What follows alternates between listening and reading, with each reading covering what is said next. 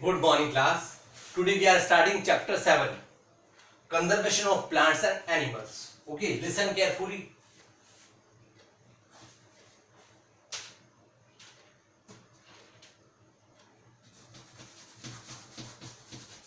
Chapter 7, Conservation of Plants and Animals.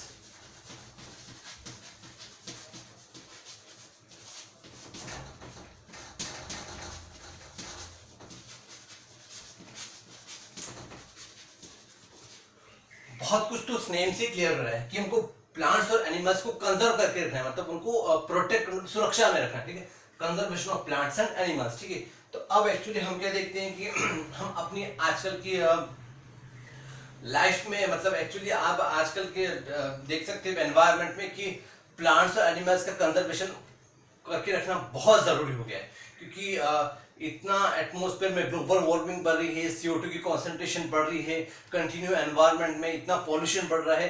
तो क्यों बढ़ रहा है? रीजन क्या है कि प्लांट्स और एनिमल्स कंजर्व नहीं हो पा रहे हैं। ठीक है, डिफॉरेस्टेशन हो रहा है, कंटिन्यू एनिमल्स को मारा जा रहा है और प्लांट्स को खत्म किया जा रहा है कंटिन्यू। तो सबको ये कि CO2 कॉन्सेंट्रेशन बढ़ रहा है, तो मतलब बहुत कुछ ये पॉल्यूशन क्रिएट हो रहा है। ठीक है, एनवायरनमेंट में आप नॉर्मल ह्यूमन लाइफ में भी देखते हैं हम कितना पॉल्यूशन हो रहा है, तो मतलब इसकी बीमारियां भी हो रही है, उससे बीमारियां हो रही।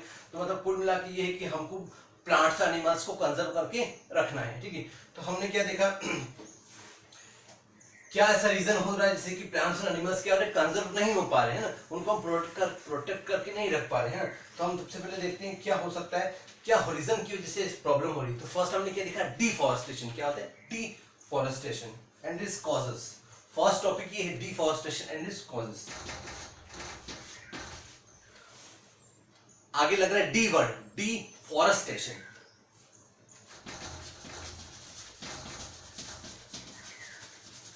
And it's causes. Actually deforestation होता क्या है? आप देखते हो कि लोग अपने खुद के सेल्फ पर्पस के लिए जंगलों की कटाई करें, कंटिन्यू डिफॉरेस्टेशन हो रहा है ना, उसको अलग अलग लेवल से ट्रीज कट किए जा रहे हैं। ठीक है, अपने सेल्फ के लिए। ठीक है, अब बहुत कुछ अब देखते हैं कि एग्रीकल्चर के लिए या फिर कहीं इंडस्ट्री डेवलप करने के लिए या फिर कहीं कुछ एक्चुअली कुछ बिल्डिंग्स बन रही है या कहीं ब्रिजेस बन रहे हैं या फिर वो अपने सेल्फ के लिए या उन लकड़ी की कटाई कर रहे हैं। ठीक है, तो ये सब क्या हो रहा है? डिफॉरेस्टेशन। ठीक है, तो हमने इसमें क्या देखा, cleaning of forest according to deforestation of its causes according to the cleaning of forest। Actually forest की क्लीनिंग हो रही है, cleaning of forest and using that land, और वो लैंड फॉर अदर पर्पस के लिए यूज करी जा रही है। तो उसी को हमने क्या बोला है? डिफॉरेस्टेशन। व्हाट डू वी से? डिफॉरेस्टेशन। अब हम इसको कटिंग क्या करते हैं, व्हाई डिफॉरेस्टेशन। डिफॉरेस्टेशन एक्चुअली हो क्यों रहा है? क्यों हो रहा है?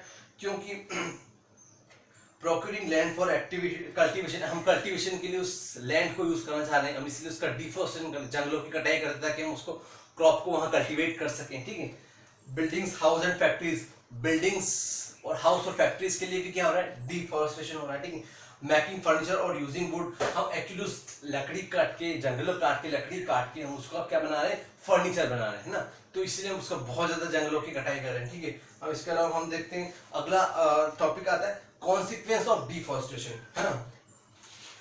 तो कॉन्सिक्वेंस ऑफ डिफॉरेस्टेशन मतलब क्या होता है? अगर डिफॉरेस्टेशन होता है तो उसके रिजल्ट हमको क्या मिलेंगे? तो हम उसको बोलेंगे consequence of deforestation.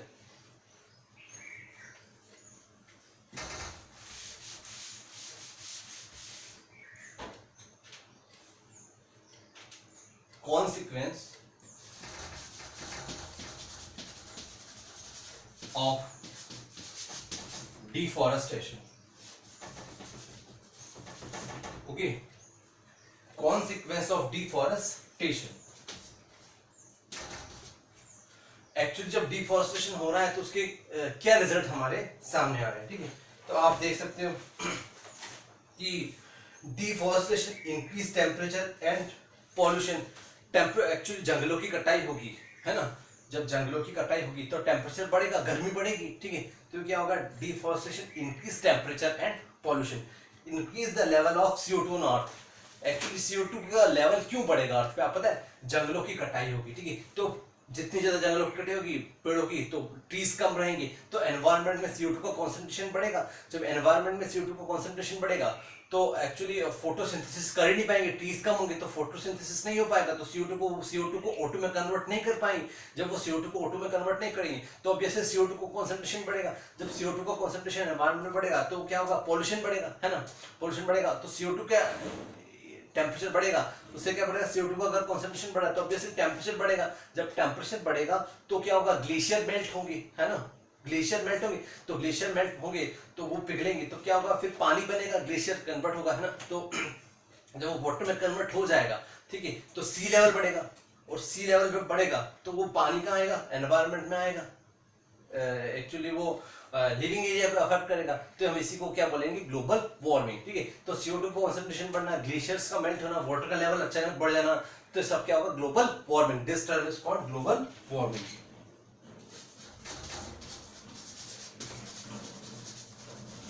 Actually global warming हमने इसको क्यों बोला, कि वार्म कर रहा है, एनवायरनमेंट को गर्म कर रहा है, इसलिए हम इसको बोला ग्लोबल वार्मिंग, ठीक है। तो deforestation increase temperature and pollution increase the level of CO2 on earth, ठीक है। Ground water gets lowered, ground water जो है, जो जमीन में जो पानी हो क्या वो कम होता जाएगा, ठीक है। Rainfall and fertility the soil decrease. अब एक्चुअली क्या होगा, हम जब डिफॉरेस्टेशन करेंगे, जंगलों की कटाई करेंगे, तो जो वहां पे सॉइल जहां से हम जंगल हटा रहे हैं, मतलब पेड़ों काट रहे हैं, तो सॉइल की फर्टिलिटी भी ऑब्वियसली कम होगी। और क्यों, क्योंकि उसके अपर लेयर की सॉइल, वो भी सॉइल इरोजन होगा, और अपर लेयर की सॉइल जहां ज्यादा न्यूट्रिएंट्स होते हैं, ठीक है, अपर लेयर की सॉइल जहां ज्यादा न्यूट्रिएंट्स होते हैं वो भी क्या हो जाएगी, खत्म हो जाएगी, है ना।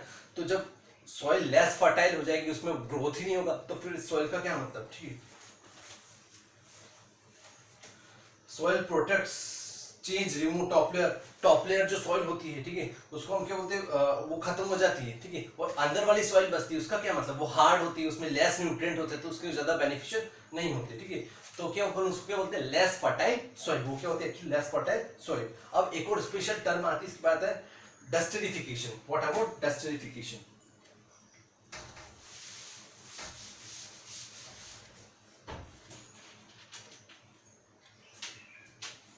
नेक्स्ट टर्म है डस्टरिफिकेशन।